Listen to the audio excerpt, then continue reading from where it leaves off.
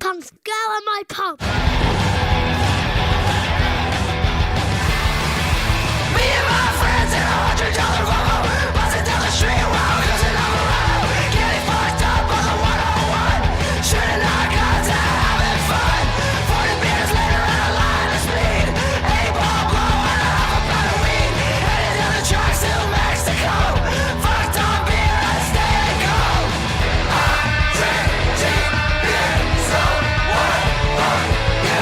I drink cheap beer, so what are you? Hello and welcome to this Halloween special of Punks and Pubs, or should I say, Pumpkins and Pubs. Yeah, I didn't like it when I was writing it. I thought it might sound better once I said it out loud. I was wrong. I apologise. My name is Liam Bird and I hope you're all having a great Halloween. Let's jump right into this episode. No waffle this week. Episode 24 is me talking to the Prince of Punk Horror, Wednesday 13. Is this episode a trick or treat? Well, make up your own mind and then leave a rate and review on whatever podcast streaming service you use. See what I did then? This interview took place at the Garage venue in Islington, North London, and sadly, due to time restraints, I only had 30 minutes with Wednesday. For people who are listening to this podcast for the first time, usually I do about an hour with the guest. That way we can build up a rapport. I get to know them a little better. Even with the time restraints, I still feel that we got a great interview out of this, and me and Wednesday got on quite nicely, and there's a nice vibe there, so all is good. So what can you expect? Well, we talk about Wednesday's early life at school and growing up with religious parents during the bunny years, Satanic Panic as it was dubbed back then, that was drummed up by the American news media at the time. We also talk about shitty costumes, and I have had many, and you will hear about them. Wednesday also explains how Jeff Clayton, who's from a legendary Northern Carolina punk band called Antiscene, he also did a stint in G.G. Allin's The Murder Junkies. Wednesday talks about how Jeff pointed him in the direction of punk bands when he was just discovering punk. Wednesday also talks about the massive jump from playing redneck dive bars with his band at the time, Frankenstein Drag Queen from Planet 13, to huge venues with the Murderdolls, which also featured ex-Slipknot drummer Joey Jordison. Finally, Wednesday talks about going solo and how the clothing outlet Hot Topic gave him the platform to go DIY.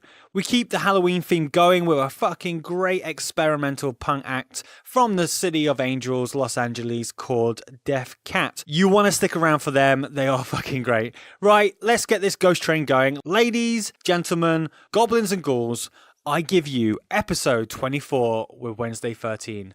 I'll talk to you in a bit. I'm first.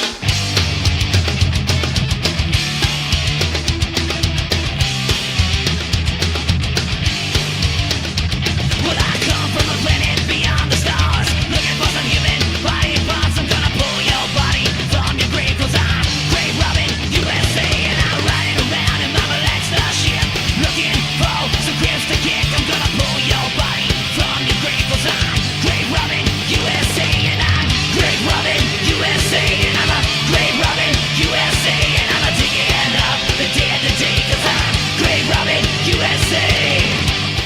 Been in years. It's all been refurbed and it's all... Well, yeah, they've changed it up a little bit since we were here last time. So we didn't play here last year. We played here the year before. Yeah. So, yeah, this is our Weekend of Horrors, the 10th anniversary of my Skeletons record. And then Saturday night we're doing a tribute to my previous band, Frankenstein Drag Queens. So we're going to do a full set of that. And so that'll be the first time I've ever done that. And Nice. It's going to be pretty cool. So the voice you can hear there is Wednesday 13, and he's very kindly given up with some of his time. So we're going to kind of bash out this because he's a very busy man. So the way that we normally do this podcast is we'll kind of talk about punk rock and how you found punk and all that sort of stuff. So let's kind of go straight into it. Who was the person who kind of introduced you to that kind of music? Still one of I consider my best friend from when I was growing up. My friend Eddie, who I call Crazy Eddie.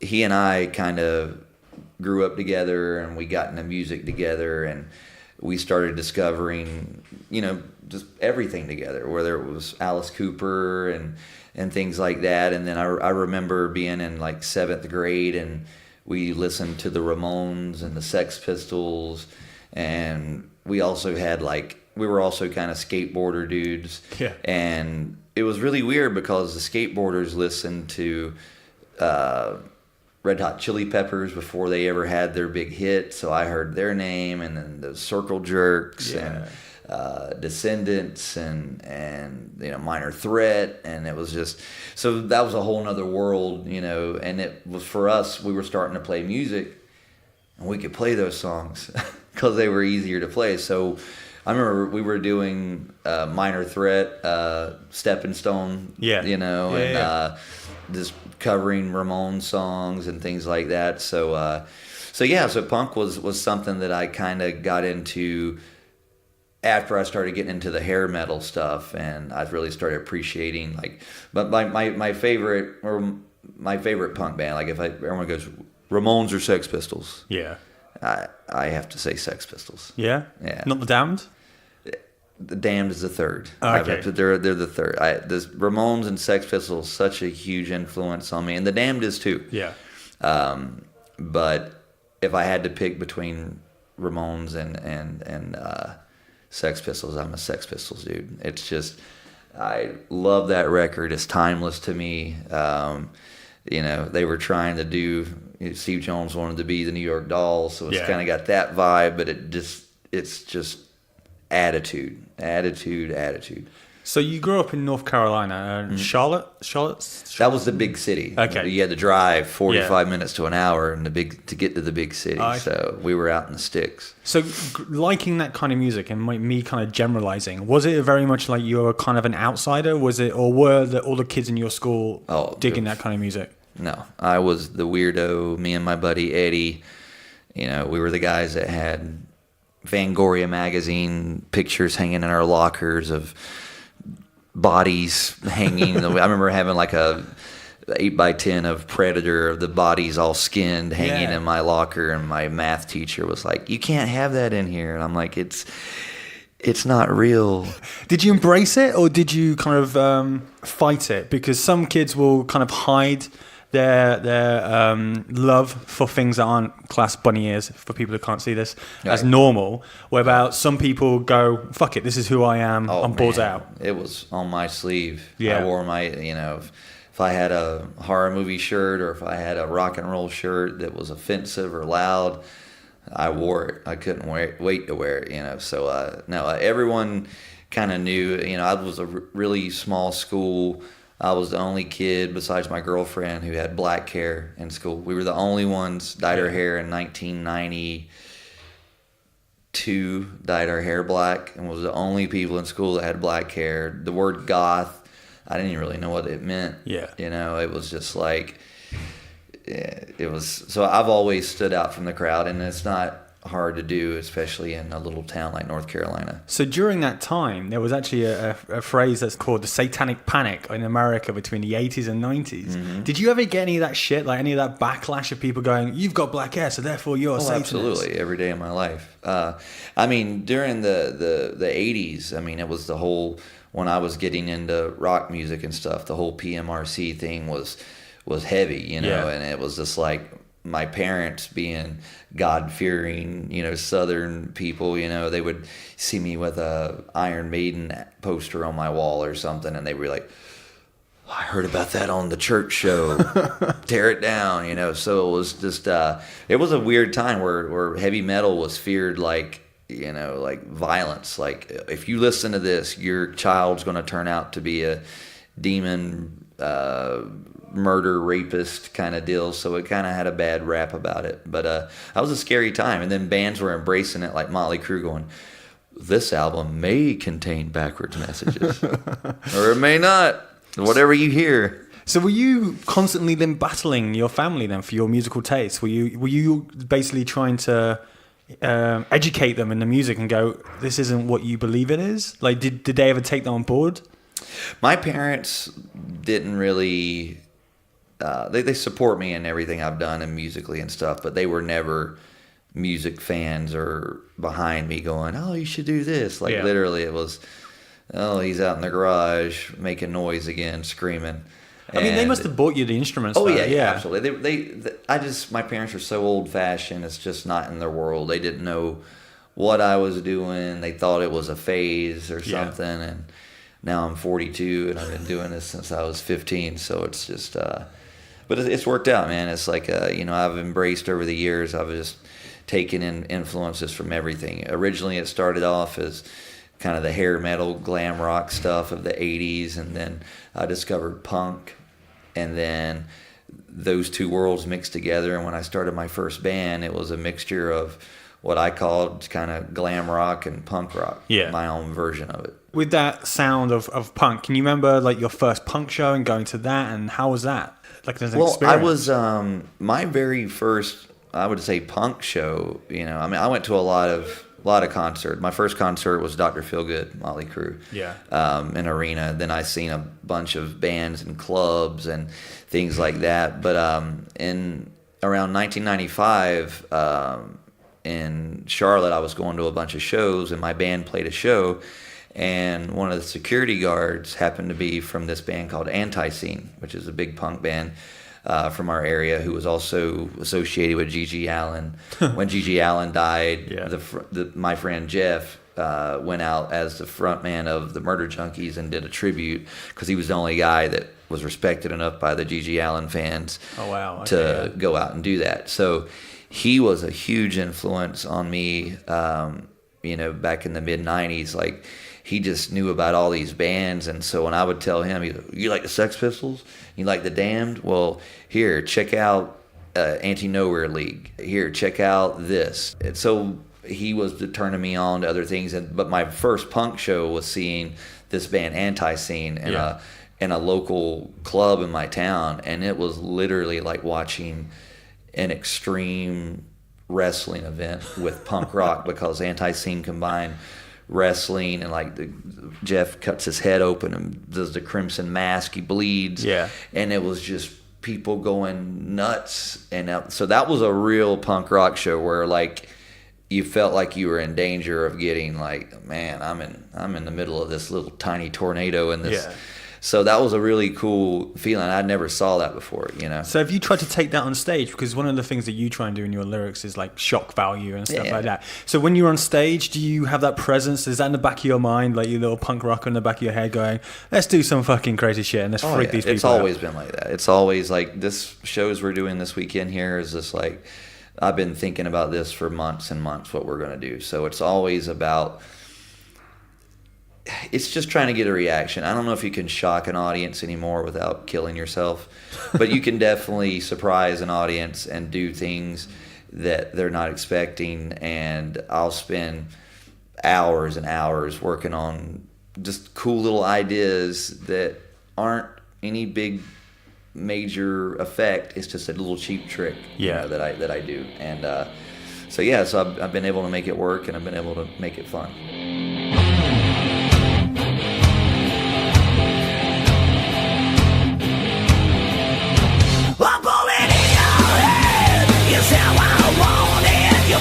On the floor, a Kodak moment. You're a waste of air and a waste of space. I won't shout, I'll take the fly into your face. I hate you now more than I ever did. I wanna kill you, dig you up and do it again. I wanna come to run over your head, put it in reverse and do it again.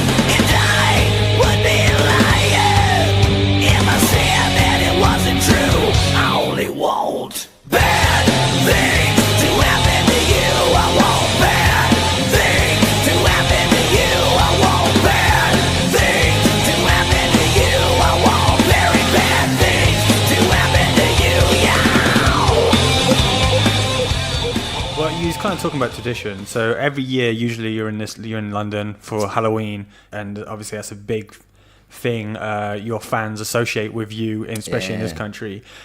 Have you actually been able to actually enjoy Halloween, as in go out, trick or treat, and all that sort of stuff? Or is you already class Halloween as work now? It used to be fun going around on Halloween, taking my daughter out trick-or-treating when she was younger. That was fun. I got to do that a lot. But for the past 10 years, Halloween's became my month. Yeah. You know, October's like my busiest month. So around Halloween, I'm always doing shows, and it's always... So this has been my first year that, like, right before we came over, I've been home all month. So I got to actually enjoy the month of October in Los Angeles because they have so much Halloween stuff. Like, I went to the theater and saw The Wicker Man on the big screen down the street from my house for $3.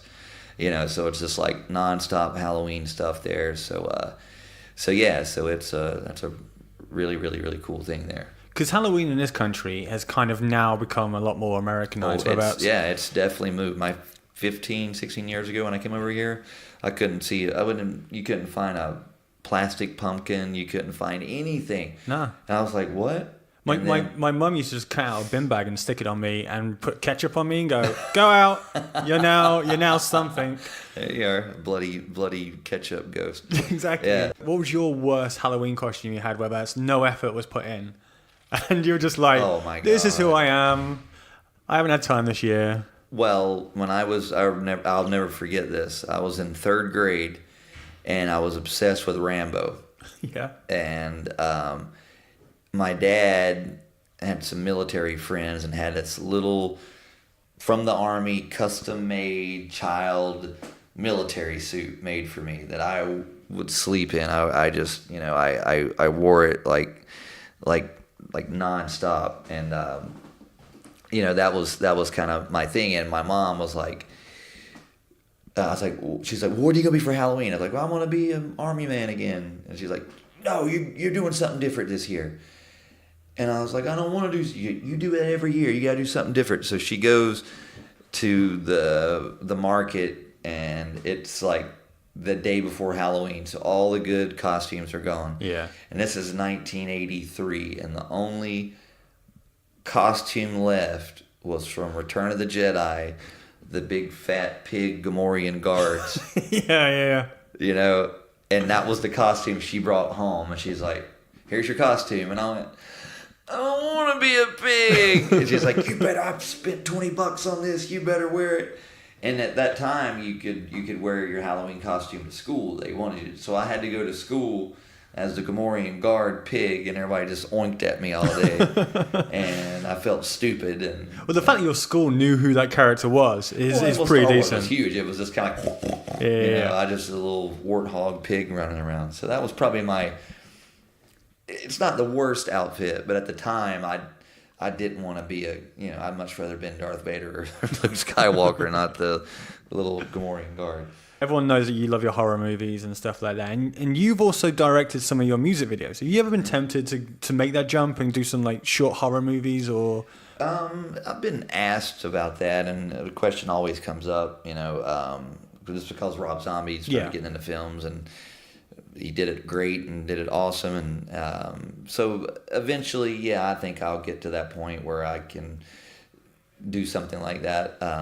I want to do it right. I don't want to do it half-assed. I want to do it as serious as I would do a record. But I think that'll eventually happen. Well, you've definitely got the creative eye, because this is so far removed. But I'm watching some of your YouTube clips that you've got, and there's one that I couldn't stop laughing with you in a car in like white suburbia, and you just pan the camera around, and everyone's like in their makeup. And oh my God, it's just so funny. I'm just like dead serious. Yeah, and it is the funniest fucking thing. And just a mum, like a soccer mum, pulls up at the perfect time. Yeah. And it's just comedy gold, and I love it. Yeah, we were on our way to a photo shoot in LA, and I just videotaped us just to see how I was looking around. Everybody was like looking at us in the car, and I'm just like, yeah, that's a good video. It was so funny. Hey Frankenstein, what's on your mind? Hey Dracula, I heard you suck. Now there's a price. We'll start the fight. Come steal my brain, friends, and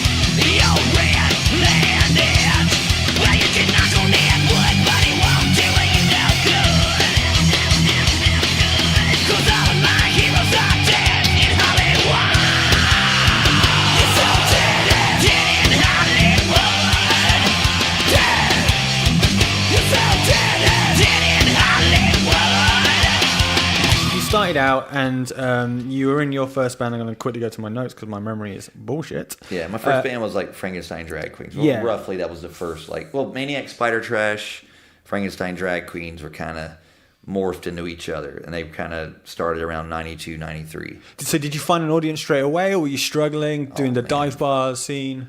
Our band, Frankenstein Drag Queens, had one mission: to piss people off. Music was secondary. The image and pissing people off was number one. Yeah. And I thought, what better way to do it than to dress up like a bunch of weirdo, somewhat drag queenish monsters and play local redneck bars and piss off, but play the rock bars, but still piss people off. Yeah. And, that's how we did it. And we play in front of 5 people, 10 people. I think the biggest crowd we have is 150 people, maybe, opening for that Antiscene band. Yeah. But we didn't have an audience. All we literally had was people telling us all the time, "You're stupid. This is dumb. No one's ever going to want to see anything like this. It makes no sense. Stop." Yeah. And I went, "There's somebody out there that will like this. I'm one of them. My band, so there's an audience there. Where? I don't know." And then here we are today, and tomorrow night we get a sold out show of that band and all those songs, and it's sold out immediately. Well, then fuck those guys, So right? that's my fuck you to you. You said that was stupid? Hell yeah, it was stupid. It was stupid enough to work. So at that time, you then obviously Murderdolls happened. Mm-hmm. How was that transition going from, like you said, playing 150 shows to all of a sudden playing arenas that... Dude, talk about just going in fast motion. Literally, I got the call, "Hey, I'm Joey Jordison. I'm taking a break from Slipknot. I'm putting a band together. Do you want to be a part of it?" Yeah. And I went, "Yes." Because you were originally the bassist, right? That was Originally, gonna be, but basically Joey heard my band, liked my songs, but already had a vocalist. And he was like, "Well, I want to get this guy in. What do we get him to play? He plays guitar, he sings. Get him to play bass. You want to play bass?" And I was kind of like, yeah. Because at that point, for me, it was just my band I had at the time, I've been through 20 different people, and the lineup just didn't seem loyal, Yeah. I felt like any guy could quit any minute or go this way, and then I'm starting all over again. And when I got that call, and I went, "Man, this is a chance. I can take it and hope for the best, or take it and it fails." And luckily, I just said, "Yeah, I'm into it." And I went up as a bassist, and we recorded 5 demos with the original singer singing the songs, my songs. Yeah. Which is really weird to hear another guy sing it, and I'm playing bass on it, doing background vocals. And when I hear it, of course, I'm listening to it going, "Oh, this is my songs. Is someone else singing it? It didn't sound right to me, but I'll play along, And it literally took a couple months of... Joey went back on tour, then we came back to finish it, and we had been listening to it, and Joey just said, I want you to be the front guy of the band." And I was like, good, because that's what I do. No offense toward the other guy. He's a good dude, but if we're going to do all my songs, why the hell am I playing bass? Exactly. I mean, a lot of people might not know. I'm sure they do now, but a lot of those Murderdolls songs were your songs. Practically 90% of that record is the first, all songs from each drag queen record. So how did you take that? I mean, because everyone's got an ego. How did you take that as everyone saw the Murderdolls really as Joey's side project band? Whereabouts it was you basically took on that band and made it your own with the look and the sound. How was that? It was one of those things where I always say you got to play ball with it. Mm-hmm. I knew getting involved with Joey and a Slipknot project was going to be instant attention on us. Yeah. So most bands got to start, hopefully they get that little buzz and people pay attention. We already had a member of a multi-platinum band that no one had ever seen with their mask off. So we instantly had this mystery around us. So it was kind of Joey basically produced the record and took my old songs and went, "Well, why don't you change that part, do this." So I think it kind of made him felt like he became more of a part of it. So when the record came out, it was written by Joey Jordison and Wednesday 13, when it was really more or less produced by Joey Jordison and mainly written by my songs and just kind of rearranged. Yeah. And the second one was definitely more of a band effort type of thing, you know. So, but at the same time, I was in North Carolina working at Kmart unpacking trucks, and I get that phone call, and I'm going every day working from 7 to 5, unloading these trucks in the heat, going, keep doing this. Yeah. Or I could take a chance. And I took that chance, and I literally went from playing in front of 80 to 100 people. Murderdolls' 10th show was in Japan in front of 30,000 people, opening in front of Guns N' Roses. I mean, that album now is, what, 16 years old? 2002, so I think it's 16, if I did my math, yeah. And that album hit the top 40 in the UK, Yeah. and it sold really well here. Yeah, it went. I got a silver record here for that, so it's cool. It was a really cool time. Like we came in right at the time Manson kind of took a break. Yeah. There was nobody like us.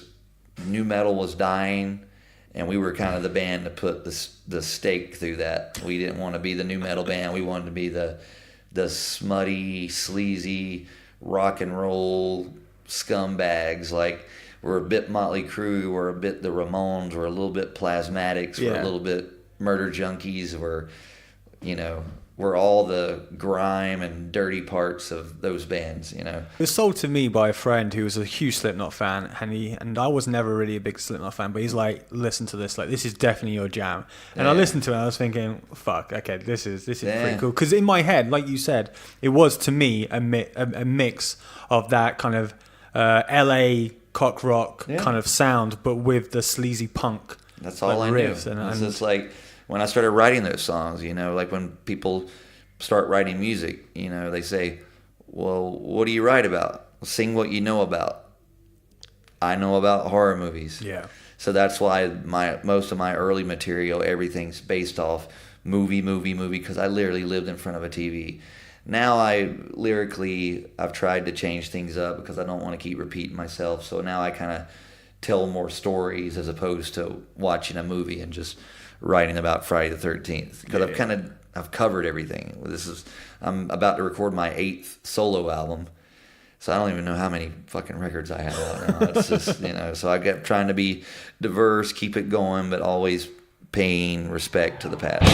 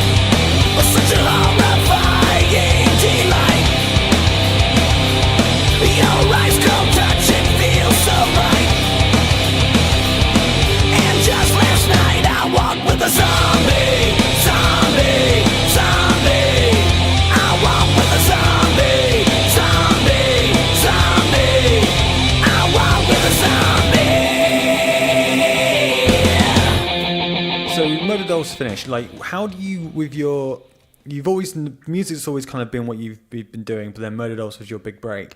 How do you, as a businessman and also as a musician, go, okay, that's happened. I've now got this fan base. What am I going to do next? Like, how do I maximize the opportunities that have been given to me now? Yeah, it was a weird thing because, like, Murderdolls had the success. Everything was going awesome. And then literally, I hate to use the term, rug pulled out from under us, but it was. The label said, it's time for Slipknot to go back in the studio, and Roadrunner. And you guys are done. So no more. And we just did White Wedding and had a number 18 in the top 20. Yeah. On Top of the Pops. And they went, no more. Just literally cut us off like that. No more tour support, no more nothing. They wanted nothing mentioned and wanted Slipknot to be and I get it, you know, because Slipknot's a much bigger thing than us. But at the same time, we're rolling. We got that momentum going, and it's just like, stop. Wait for 2 years till Joey to get done and come back.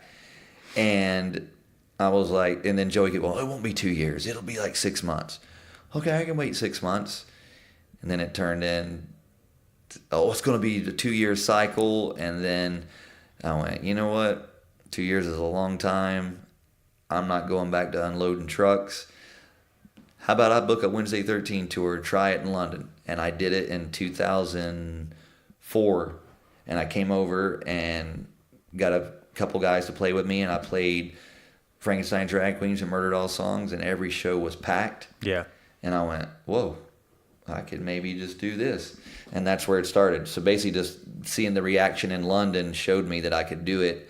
And then I started writing stuff as Wednesday 13 and got my deal. And here we are, 2005 was when the first one came out? Yeah. So yeah. Yeah. So it's been a long process. And I think what's been the greatest thing to keep me here and relevant and still be able to tour and do shows is that had I just been an unknown guy with Joey Jordison with no previous history, no back catalog, I think I would have been forgotten just like that. But I had Frankenstein Drag Queens prior, and when people found out about it, they bought Murderdolls. Then they had 5 more albums to go by of the old stuff. So it almost looked like, well, fuck, this guy's been doing this for years. I kind of like this better than the Murderdolls. It's got more. So it just developed this fan base, and I was able to keep it going. And I've been doing this, Wednesday 13 started late 2003. And like with 7 albums down now. Now and, I'm working on the 8th right now. About to record the 8th. Yeah. So it's been a cool ride. It's been a struggle, and I've had good years. I've had bad years, but the music business changes all the time, and you got to play ball and change with it, or you lose it. I mean, because you've put out several of your albums out as you're on your own, mm-hmm. and then this last one, went out on Nuclear Blast. Nuclear Blast, yep. Was it a case of those other albums that no one was willing to give you a platform, or was it you wanted full creative control and I want to do this my way? No, it was literally, I was signed to Roadrunner, my first album, and then into the term, they went, you didn't sell enough records, we're going to drop you. Yeah. And most bands will tell you, we left the label, we weren't happy. No, they told me to get the fuck out. I'm like, I get it, but that bummed me out, but I immediately, within 2 weeks, had another record deal. And I was like, I'm back at it, you know? And so it's just been but after I did that record deal, that label fell apart, and I'm just like, man, what's up with these labels? They keep falling apart. Maybe I can just do this myself, Like, it was kind of almost before everybody was doing crowdfunding things and things like that. I was like, what can we do? And I made a deal with that store, Hot Topic in America, and they literally said, we'll take your record exclusive. We'll sell it to fans for $8.99. We'll pay you $6.99 per copy. Your fans don't have to pay $18 for it at the big major stores. It's in every major mall. And it was amazing for me. Yeah. And I made more money off doing independent stuff with Hot Topic than I ever did with a record label. But it was a lot more work. And as the years went on, everybody else started doing more stuff and it just got oversaturated. And I started doing the kind of crowdfunding thing and doing special things like that. And it just got to the point where I was touring. I was still doing stuff, doing good shows, but it was, for me, I was like, all right, I did this independent enough. Maybe I need to get back on a label to get us back in front of more people. So the whole reason of going to Nuclear Blast was to get us on a bigger platform. Yeah. Because we've been doing this for so long. I love my band now. We've been a unit together for about 8 years now, and it sounds tight. It's where it should have been in the beginning. So I feel like now we're in our prime now. So now we're just ready to start destroying. Like before was just getting started. Yeah. So yeah, with this new record, I wanted the label to push it. My goal would to be, I love playing gigs like this, but I'd also like to sell out an arena. Yeah, play Wembley.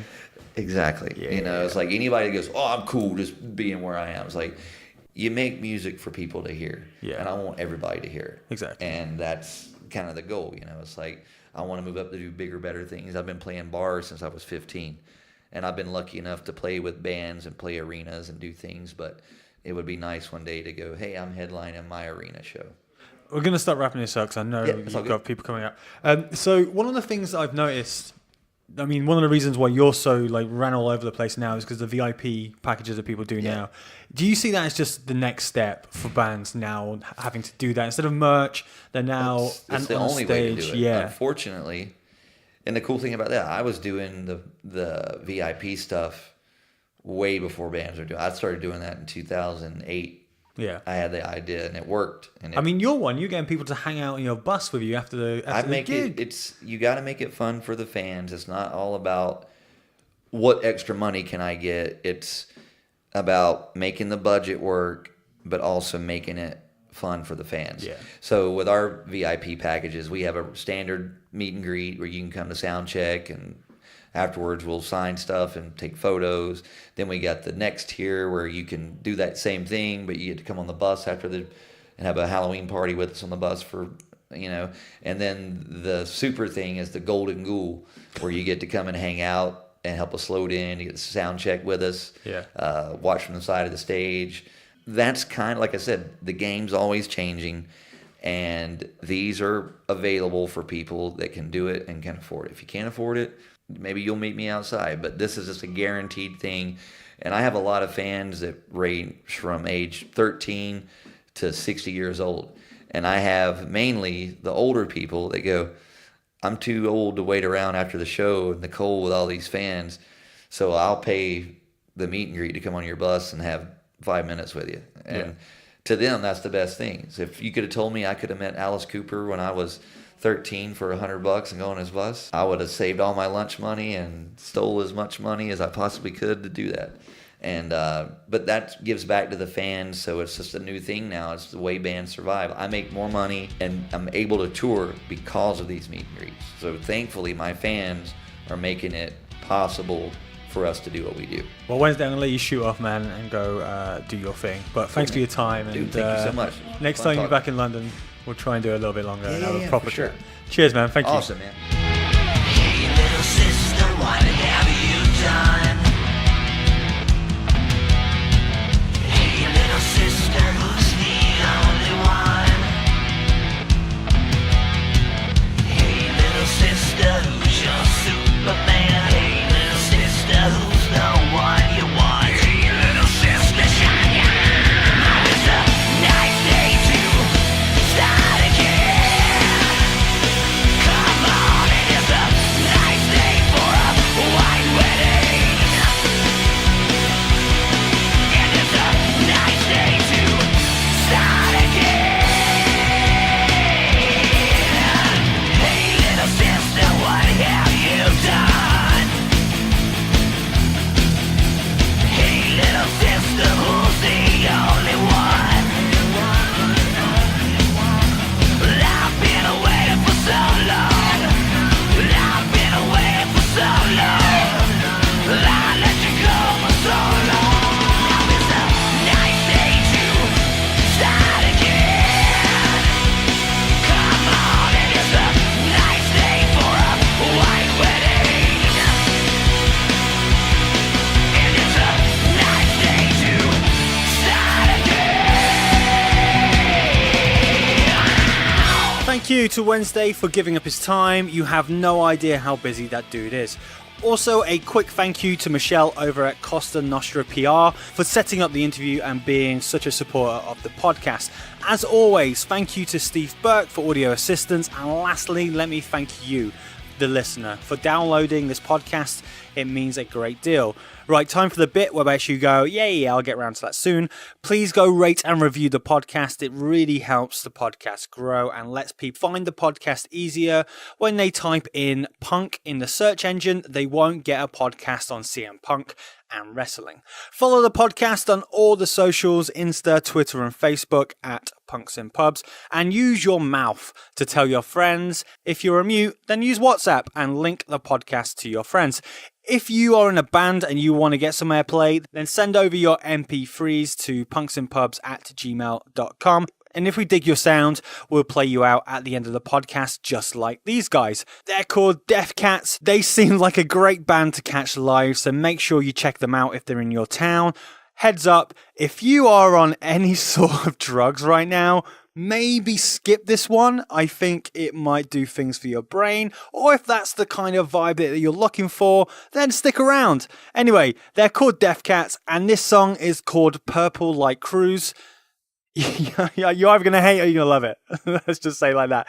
If you go into a punk show and you see someone fall down, make sure you pick them right back up. Until next time, I love you. Happy Halloween. Bye-bye.